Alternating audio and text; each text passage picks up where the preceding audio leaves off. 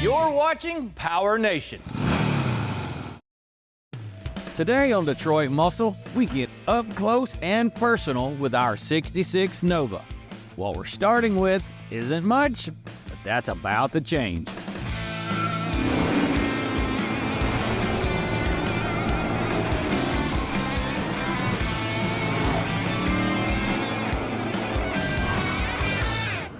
Hey guys, welcome to Detroit Muscle. If you like a car that makes a statement or enjoy any and everything high performance, well, you're at the right spot.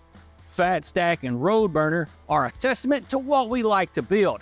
And with them all said and done, it's time to start a new project. And it's easy to see that these two rides have their own unique personalities, but they do have a few things in common. They'll grab your attention, they make plenty of power, and they're definitely a thrill to drive. What we have coming up is sure to do all that and then some. This 66 Chevy 2 is a first for us here in Detroit Muscle. Well, the cards have never been right, they finally fell into place, and we've got us one. The original owner built this as more of a drag style car, but we're going to take it from a heap of parts to a corner crushing hot rod. Before we get into all that, let's check out what we're working with. First of all, let's talk about the exterior. This thing looks a lot like a Calico Cat, with all these primer spots here and there. You know, this is a good thing. Someone's already done quite a bit of body work for us, and after rubbing across it, well, it's really and truly not too bad. It feels pretty flat. Now also with this car, someone's put quarter panels on it. And these old ones, there's really only two types of cars. Ones that need quarter panels and those who already have them on it. This, being installed, saves us quite a bit of work, and I'm definitely okay with that. Moving around to the rear of our car, the trunk pan, another common rust area. Water will travel down this body line, getting stuck under this weather seal and eventually pouring into the trunk. You may not notice it for a time if you have carpet or a spare tire back here, leading to some big rust holes. Luckily, somebody's taken the liberty of replacing ours. Another huge time saver is our deck lid. It is in great shape. No rust, no dents, nothing. Just checking out the interior on this old hot rod. Lucky for us, somebody's already put a set of floor pans in it, which is good because just like the trunk and our quarter panels, they're prone to rust. Moving a little deeper in here, we got a nice set of mini tubs. We'll be able to run our big wheels like we want to run, and that is killer. Up here on the front side of this car, we've got a giant void, and what I'm referring to is our suspension. These old Chevy 2s have a unique setup on them, and that is where everything bolts to the front of the car. Now, we're not going to be reusing anything factory. We've got some aftermarket stuff that's pretty trick. You can really see that I put the new floor pads in under here. It never looks as pretty on the bottom side as it does the top. Well, that's because it's easier to get to the top than the bottom. We can tidy a lot of that up with just some welding and hammer and dolly and then a little bit of seam sealer. Just a little bit of labor. They've modified the transmission cross member. I don't think that'll support a 500 horsepower motor though. Yeah, it depends on the tire, the width in the back. But frame connectors, that's a good thing, but I bet that's going to have to go with our plans for the suspension. Got that old school floor link in it, which is not a bad design by any means, but that's really not what we're going for. Great for drag racing because there's not a lot of side-to-side movement, but it's extremely rigid and not super great for highway use. You should check out these welds on the suspension. Not the greatest, not the worst I've ever seen. Looks like cheese whiz. Got a good set of coilovers on it though. Yep, and definitely like the wheel wells being enlarged on it. Yeah, that should give us plenty of room to throw at least a 10 wide on it. Right. Well, you can tell that this vehicle's probably had several different transmissions in it because it looks like it's been modified several times. I guess it's time to start taking something apart before long. Let's grab some tools. Coming up, the suspension builds. Well, it's gotta, if we're planning to drive this thing.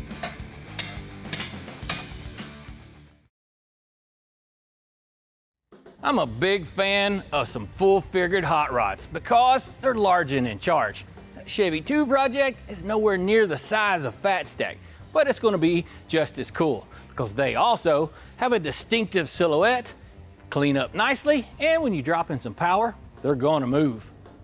Chevy 2 Novas are in a league of their own. They were originally built as a compact car for people on a budget. Nowadays, these things fetch some serious money. Sharp lines, a semi-fastback roofline, and a hump in the fenders gives this Chevy the appearance of going fast, sitting still.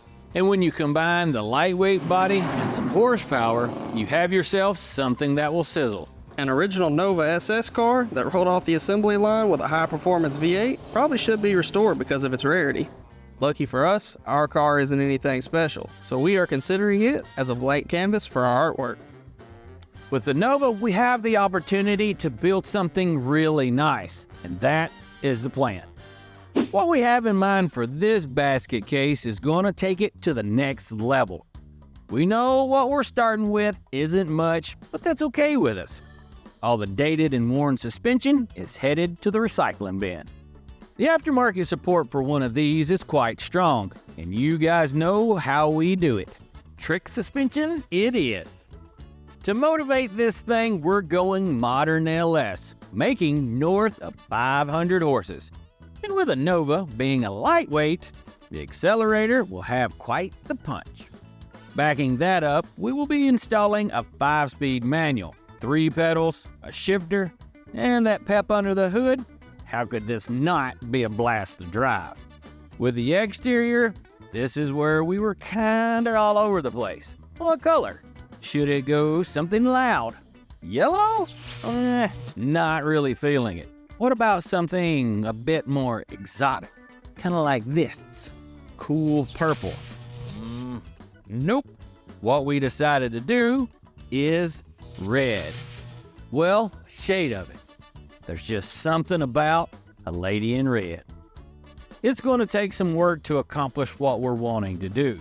You could say we have some big dreams. We don't mind the challenge, and our goal is to create a ride that will be impressive, beautiful, and one heck of a performer, so that it will give you the feeling of being starstruck.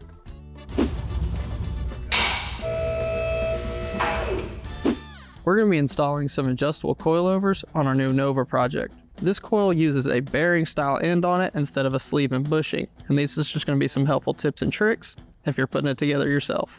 So we're going to start with the snap rings that go up against the bearings. Put one side in. There's a little groove in there that it just pops into. We'll take our bearing. I like to put just a little bit of this anti-seize on here.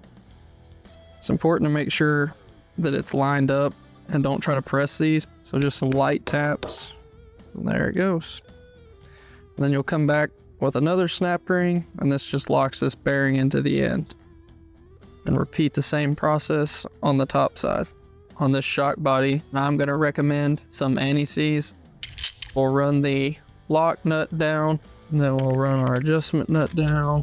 It comes with a shim. It'll slide down on top of that adjustment nut. This coil, and then we'll just throw our top cap on, tighten up our slack, and when we go to adjust our ride height, we should have no problems. And that's all there is to it. We've been excited about this build from the get-go. These Chevy 2s have a style that is distinctive. When it comes to handling, you could say something similar, but it's not in a good way. This new setup changes everything for the better. The only thing that it reuses is the bolt locations on the firewall. With a few pieces of hardware, a little bit of massaging, the main structure goes into place. We hear it all the time. You guys make working on cars look so easy. With this design, there's no smoke and mirrors. It's pretty straightforward. You bolt it into the stock location, add a couple of support bars, assemble the components as per the instructions, and there you have it. Our new G-Comp suspension will give us better ride and handling. It upgrades from no brakes to all the brakes, and it allows us to lower the car a couple of inches for that aggressive stance that we're wanting. This, for sure, is time well spent. We've got our front suspension all mocked up on the front of our Chevy 2, and now we're going to go ahead and build our brakes. We're running the smooth disc, that's 12 inches, and that'll allow us to, run 15 or larger inch wheels on the front. Now, also with a wheel wood, they come with a dual pattern that allows you to run the forward or Chevy, depending on which wheel you want or just which pattern you want to use. Whenever you're building a set of brakes like this, they recommend you to use some thread locker. We're going to be using the red, which is considered the high strength. It's also recommended that you do these with hand tools, not power tools. It helps to prevent from galling the threads or over torquing this stuff to one side. They have a predetermined setting that they want you to torque these to. I always go about half of that recommended one on this first round and then step it up to the actual recommended level. When you're applying this thread locker, you're supposed to just apply the locker to the threads without touching the fastener or the bolt. The reason for that is that can contaminate that tip. You're using like greasy hands and greasy bolts like we all have. You get that funk on there, that can affect the strength of this stuff. All right, now these are going to torque at 45. We already have this thing set at 25 from our previous one. I'm just going to ever so slightly snug them up in a cross pattern.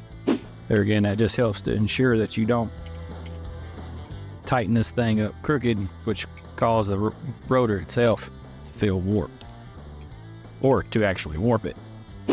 So we've got our hub and rotor assembly all torqued. Now we're going to be installing our bearings. So we're just going to throw a little bit of assembly lubricant on our bearing here.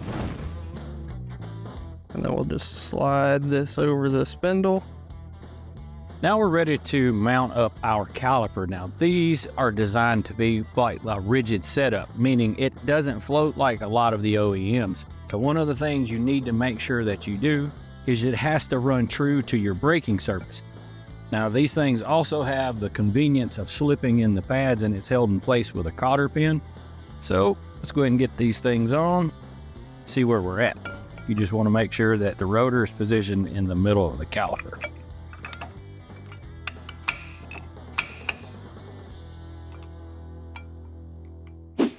So with this car, it's not really restoration. I'd say it's a bit more of taking it to the next level. Absolutely. Our end goal is to build a ride that is the true definition of its name, and you'd know it at a glance. You know, you'd be impressed, you'd be captivated, and maybe even a little bit jealous. That's how I would describe being starstruck. Couldn't have said it better myself. Coming up, we take a look at a fan favorite. It wears a bow tie and has plenty of muscle.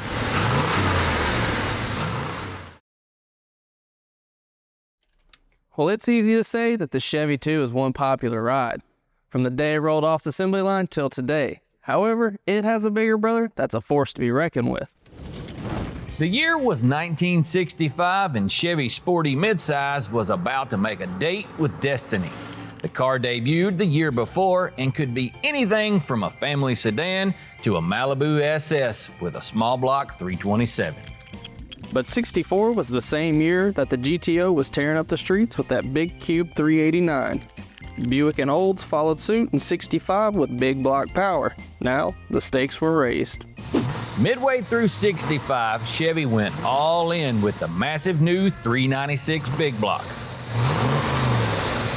A muscle car legend was born. Capable of pounding out 375 horsepower, it could slap a goat upside the head. Known as the Z16 option, it added a whopping $1,500 to the price tag, and production was limited to just 201.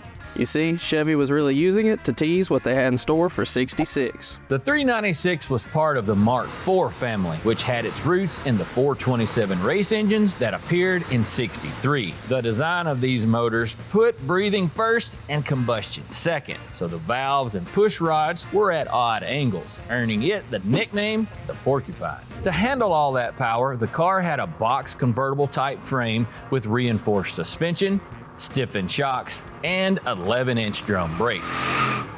The extra weight of the engine made it nose heavy, so it handled like an overloaded wheelbarrow. But for a straight line go, there was no contest. Overall, the car looked pretty much like a 64. The car was a few inches longer and lower, but still rode on a 115-inch wheelbase. An easy way to spot a 65 is the front end distinctive V-shape, unlike the flat front end on a 64. Z16s had subtle differences from your typical SS, like unique black and chrome trim pieces on the rear deck cove. Instead of white walls, you got a set of gold stripes with 14-inch mag-style wheel covers. Plus, the Malibu SS badges were moved from the rear quarter to behind the front tire, and 396 emblems were slapped on the front fenders and rear end. Inside, a mandatory Muncie 4-speed could pull a wide range of gears, all the way up to 456. That thing on the dash? No, it ain't a tack, it's a clock. On an SS, the 6,000 RPM tack took center spot in the gauge panel, where the clock normally went. Super Sports also got speedos that went to 160. Now, in case dual exhaust wasn't already music to your ears, the Z16s came loaded with AM/FM stereo multiplex. Z16s did its job whetting the appetites of muscle car fans, and in '66, the 396 became the only option for the SS package. The price for one came down to a reasonable $3,000, and over 70,000 were sold. The Chevelle's place in muscle car history was solidified, and it would only grow bigger and stronger in years to come.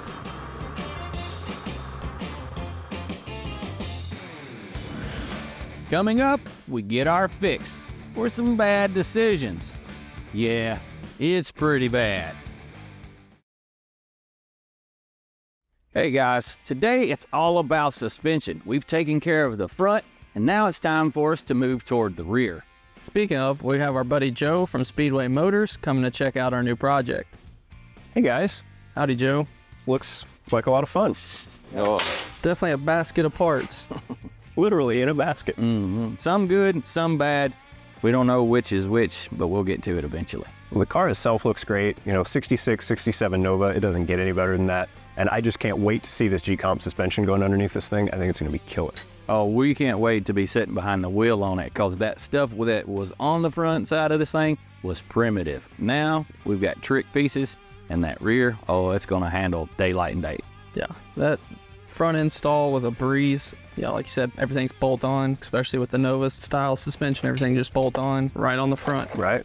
And this rear is designed to bolt in to a stock Nova, so hopefully it all goes the way it should. Well, you wanna check this thing out? I can't wait. Let's have a look. Oh, looks like you're off to a good start. Oh yeah, absolutely. Well, it just never ceases to amaze me how in like a morning you can get rid of that archaic Nova suspension and bolt on something cool like this G-Comp. Absolutely, that's one thing about this generation. It's like you got a little work to do on the transmission tunnel. Yeah, it's been whittled on, to say the least.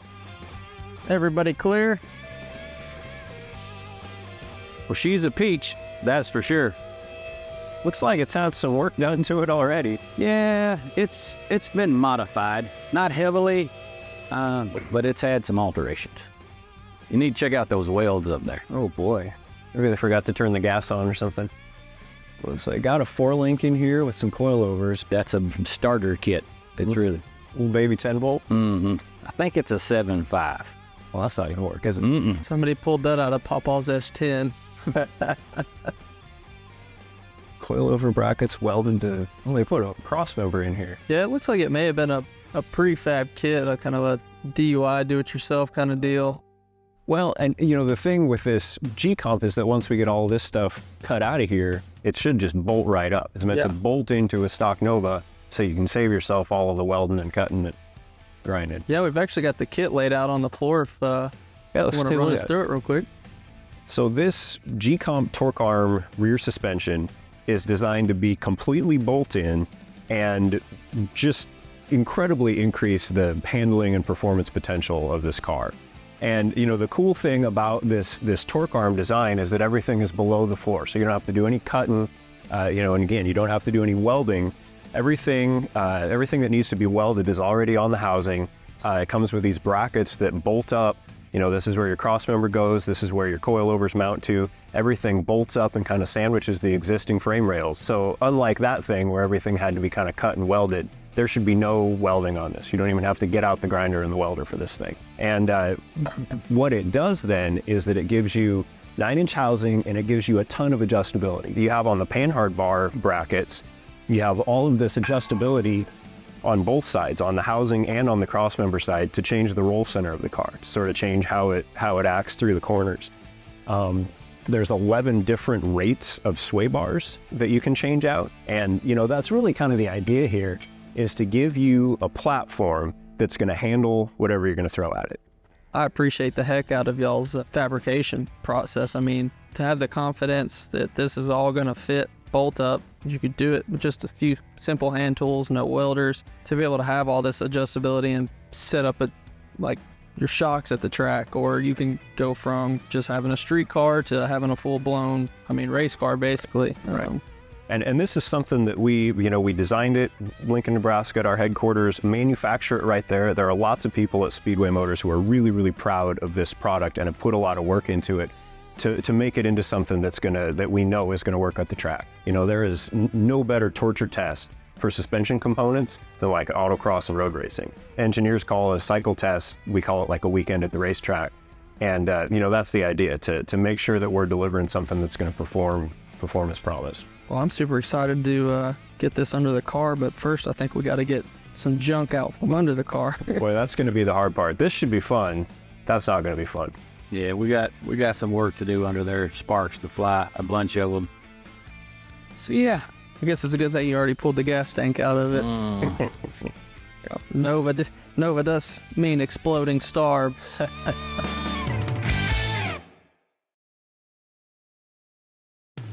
Today's one of those kind of days. Our Chevy Nova's frame rails keep sending us a world of surprises. But we have the fix today on Detroit Muscle.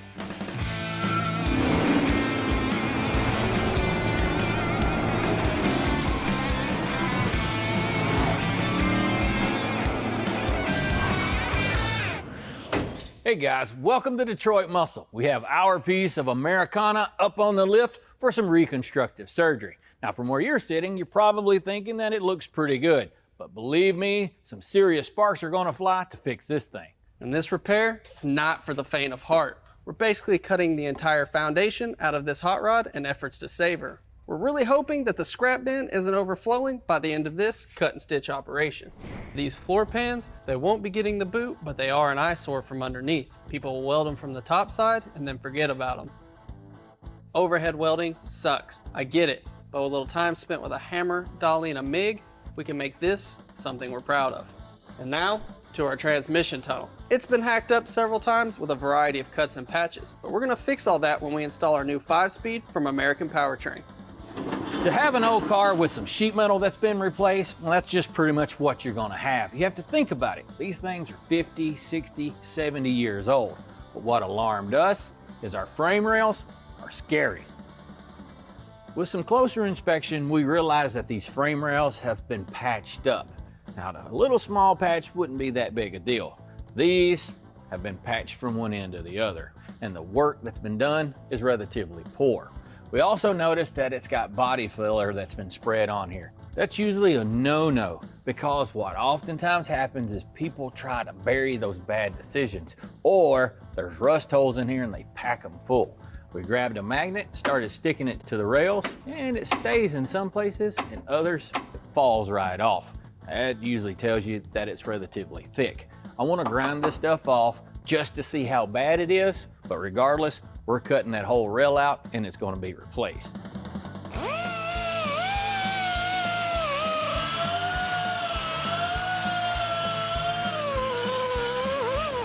Whew.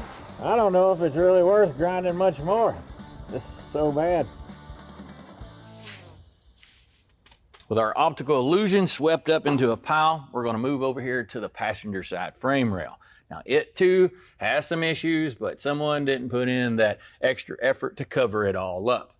We've got some rust over here and even a stress crack. With frame rails, what can happen is they'll rust from the inside out, and that's where you'll run into issues with the frame itself being relatively thin. My curiosity is a bit piqued, so I'm going to take a hammer, peck around on here, see if we find anything. All right, she's a peach. This is dumb. Luckily for us, you can buy replacement frame rails. Otherwise, you'd have only a few other options. One of them is gonna be, you're gonna have to find a pair of these that are NOS. That's probably not gonna happen. Or two, it's labor intensive. To buy another car and cut an old set out from under it and hope that they're good. Or three, scrap or sell the project and let somebody else fool with it. Now, if you'll notice with a frame rail, the material that they're made out of is considerably thicker than what you would think of as a quarter panel or door. That's because these are the structural component of the car. To install these is no easy task and isn't for the faint of heart. A lot of folks would walk away from a vehicle or project like this, but actually it's pretty common. Novas aren't the only car out there with this unibody construction. You've got Mustangs, you got Camaros, and all of your Mopar muscle. You kind of got to think of this as kind of a house, but you need to remove the foundation or replace it, but you can't disturb the house. See? Make you nervous. The piece of metal that we're about to remove from under this Nova is nearly 7 feet long. It's got 2 flaps on each side of it where it's spot welded to the floor pan. Now, if you do the math with those spot welds being about 1 inch apart, that's 150 plus of them. Sounds like a lot of fun to get this thing out. My suggestion to you, if you're going to be doing this type of task, is to cut this thing out in sections. This will allow you to strategically remove it and helps prevent from doing more damage than good. Before you go to slicing and dicing on your project, remember that this thing is structural and it's holding things in place. If you made an incision, the next thing you'll notice is the gaps are going to change or your trunk lid may not open and close. Now, if this is something that you have done, only thing it's really cost you is some more labor and you can fix it. You're going to have to now pull and push on those panels to get everything dialed in and then build some kind of structure to hold everything in place. For us, and what we're going to do, we'll run a brace from the bottom of the trunk to the floor and then we can move on. There's a pretty good chance that when you get started on your project, you'll end up finding a couple of more things that you'll want to make some improvements on. For us, it's like this monstrosity right here. We're going to cut that out and make that a whole lot better than it is. But a few words of advice for you is to not go in here and amputate everything that's ugly all at once. Every now and then you'll run into that you need to do something like this for a reference point. Just stay focused and conquer one thing at a time. Coming up, we get to drilling and slinging sparks as we slice and dice on this old bow tie. Hey guys, welcome back to the shop. Well, we're pretty much ready to start poking some holes in our Chevy 2. Peyton's finishing up ensuring that the car's setting level for us to move forward. Now to do that, you want to make sure that you use some common points of reference. In the back of the car, we're using the locations of where the hangers for the leaf springs would go. In the front, some of the holes that are in the sub rails. Before I start cutting on this car, it's important that I take a few measurements. That way, I have a good basis for when we go to put our new rails in. So this measurement at the rear of the car is going to be the most important because there's nothing to locate the end of the frame rails. So I'll just throw my tape measure up here, we'll get a center line, and then we'll jot our numbers down on our notepad and move to the front. In the front section, measurements aren't quite as important because we have a few things for our rail to butt up against. We have our factory shock mount and our leaf spring mounts. But since we're here, we're gonna go ahead and get these measurements, save ourselves a possible headache down the road. We're about to get into a whole mess of labor, so to help improve efficiency, we've got an assortment of tools. Now we're gonna be drilling out a bunch of spot welds, and there's 2 tools that are common to do this. One is just a regular old drill bit that you would basically drill all the way through everything. The next thing is a spot weld cutter. This is kind of like a small hole saw, if you will. But what's great about this thing is it gives you the chance to drill through each layer of sheet metal instead of plunging through everything. It does have a little locator pin here in the top, and to use a 1/8" drill bit on each one of those spot welds will help locate that thing and prevent it from walking around. Now, once you drill all those holes, it'd be time to separate the panel, and use a panel knife. Well, this can make that job a lot easier. You'll just slit this in between it and then take a hammer and strike the back, and that'll separate everything. Now, we're working with a piece of metal that's nearly 7 feet long, and we had talked about cutting it up into pieces. To do that, we're going to use our standard old cutoff wheel, which you guys probably have, but the problem with them is sometimes in those nooks and crannies, it can make things a little bit complicated. Having an air saw can sure save you a lot of work and headache. Having one of these in your tool chest, well, will be able to give you a chance to not put so much sweat on your brow. Some people prefer to use an air hammer to do this type of work as well. And yes, it will save you some time. However, if you're not familiar with one of these things, I tell you, these little knives and punches will punch holes and make a mess of a panel real quick. So if you're not that familiar with it, you may want to refrain from using one of those. Like we said before, different tools work better in different places. Up here, the air hammer will work a little bit better because we have the same thicknesses of steel, so we don't have a risk of fouling one up versus the other. In some other places, our bordering metal is a little bit thinner, so the body knife will be a better option. I'll use the body saw and remove some of this extra material so that I can get my drill in here and drill out these spot welds without burning up my chuck against the rail. We still have this plate from the previous suspension setup that's going to make it a little tricky to get some of these spot welds, so we'll go ahead and knock it out and get on with it. This may look like a lot of work, and it is, I get it. But take your time, don't let it frustrate you, and you can have something to be proud of.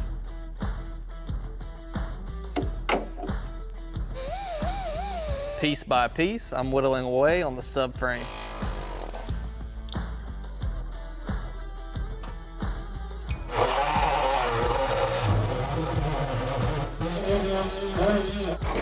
Until the big sections start to fall.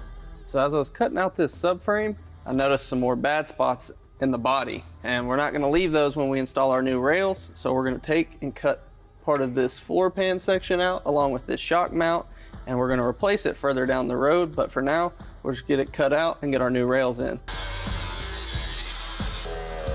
When cutting out rust, it's important to cut back to solid material to provide a weldable surface.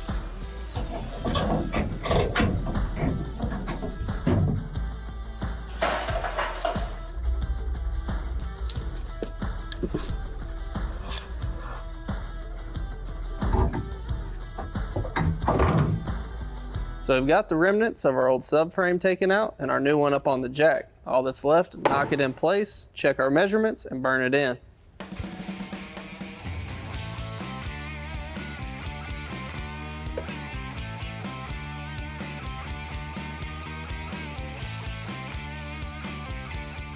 For me, watching sparks fly from the welder makes it all worth it.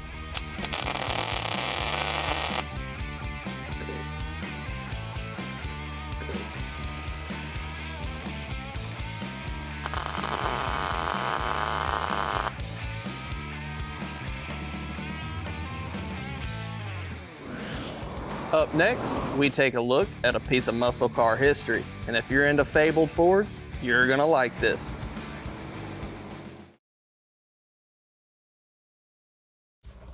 Well guys, I got a little bit more to tackle under here. While I finish that up, take a look at another hot rod from the 60s era.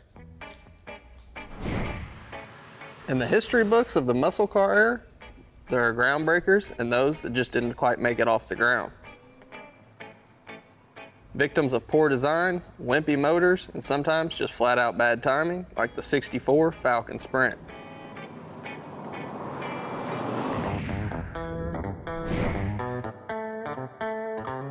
The story begins in 1959 when Ford released its first compact car, the Falcon, and it sold like hotcakes. In the first year alone, it sold nearly 500,000 units. With the dawn of the muscle car era in the 60s, Ford decided to spice up its popular compact and drop in a small V8. They added a sporty option package and called it the Sprint. The engine was a 260 cubic inch Challenger, and it put out a whopping 164 horsepower. Now that may not sound like a lot of muscle, but it nearly doubled the power of the original motors, and it only cost $238, which was a real bargain at the time. It also came with a chrome dress-up kit and a big Ford 390 Police Interceptor air cleaner, which gave the engine a way more powerful sound. Underneath, the suspension and brakes were beefed up and a throaty muffler was added.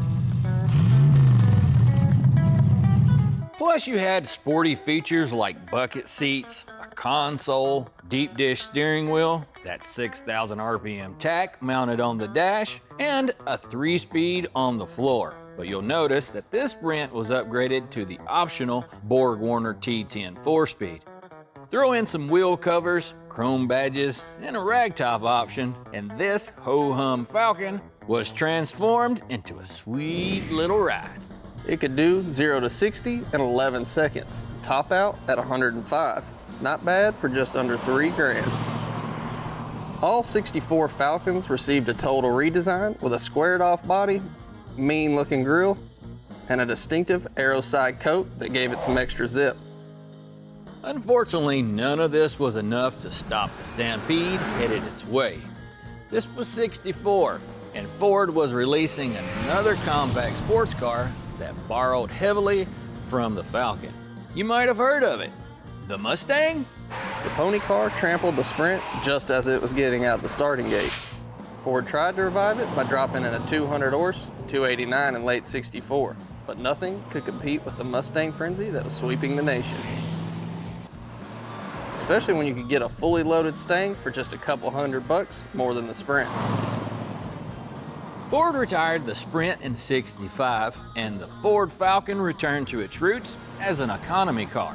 Hot-rodded versions have been a fixture on the drag strip ever since. Today, people still love that crisp, clean, space-age look, and it's a favorite among custom car makers. The '64 Falcon Sprint may have never obtained true muscle car status, but it certainly got our respect. It's time to burn a little wire for the right reasons. Here's a few tips to help you with your project. That's really what you're looking for. A car's body is oftentimes assembled using a welding process referred to as spot welds. We've showed you how to remove those, but now we're at a point with our project that it's time to start bonding those panels together, and we're ready to throw some sparks. So I thought I'd give you guys kind of a 101 on this whole setup. Now, I don't want to scare you off and make you think that this is big and elaborate. It's really not. However, if you do it incorrectly, well, it can cause you some serious troubles. First thing let's get into is some of the basic tools that you're going to be needing. Now, obviously, you're going to need a welder, and I prefer to use one of the smaller machines like this 110 we have here in the shop for a couple of reasons. One is with the smaller machines, you have a smaller nozzle or wand, and this gives you the ability to get into some of those tighter nooks and crannies. And with spot welds, you're going to hit that issue. Another thing is I like to run the smaller gauge wire like 024 or 025. Think about it, the larger the gauge of this wire, well, it takes more heat to melt it. And whenever you're doing spot welds, you want that lower temperature. Next, you're going to have to prep out your metal. So you're going to have to clean it, you're going to have to make some holes, and you're going to have to hold it in place. Having one of these small sanders can grind off that black coating that normally it comes on those new panels that you're going to be buying. Or it'll brighten up raw steel if that's what you're working with. Next, to make some holes, a panel tool can sure speed things up. It'll make a nice little hole, but it has to be on some flat surfaces. If the panel you've got has got a bunch of nooks and crannies and curves in it, you're probably going to have to resort to some drill bits. Next, to hold everything in place, you need to keep that panel nice and tight against the other one. Using some panel clamps will get the job done. Next, let's talk about your material. Just like any other welding process, you want to ensure that the metal you're working with is nice and clean and there isn't any rust or contaminants on the surface. And if it is, you need to remove them. If you're working with hot rolled steel like this dark blue material, well, you need to remove the mill scale to ensure proper penetration. Also, if you're working with different gauge metal, thin and thick stuff, the thicker stuff needs to be the parent metal or what you're welding onto. The thinner material needs to have the hole in it.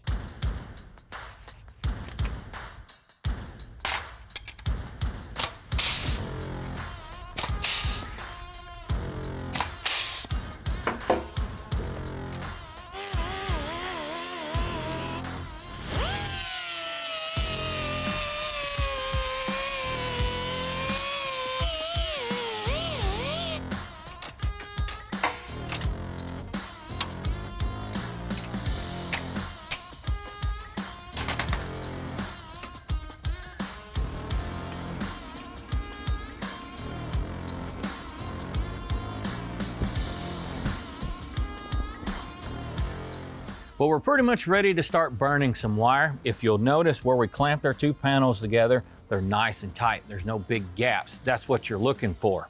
Now with your wire, you want to start here in the center of your hole, kind of create a puddle and then go around it in a circular form. What you'll notice is that puddle will bring all that weld out to the edge and it'll be nice and flush.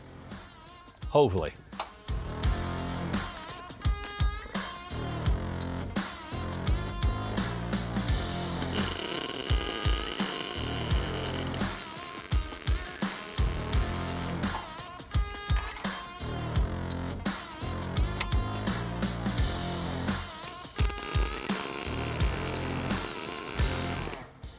Some of these are in pretty good shape. Some of them need some grinding and one or two of them wouldn't pass. Now let's talk about the one that wouldn't pass. If you'll notice right here on the top, there's a pinhole. That's where whenever I was welding, I basically didn't bring the wire over to it for it to fill up.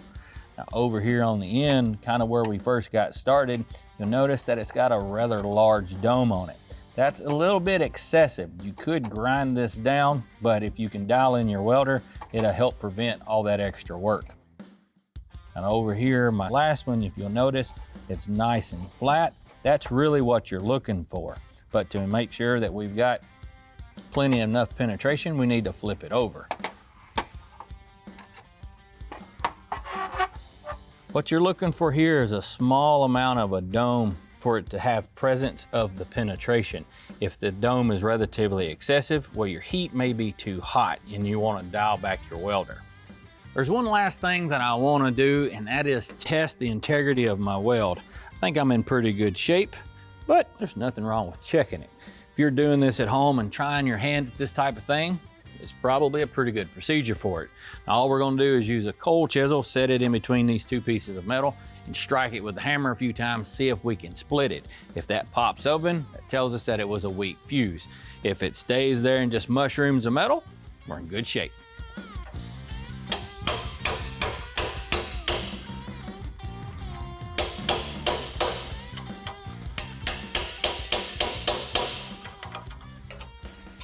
Well, our welds are in pretty good shape. As I drove that cold chisel through there, it actually stretched the metal away from the spot welds and they held. That's what you're looking for.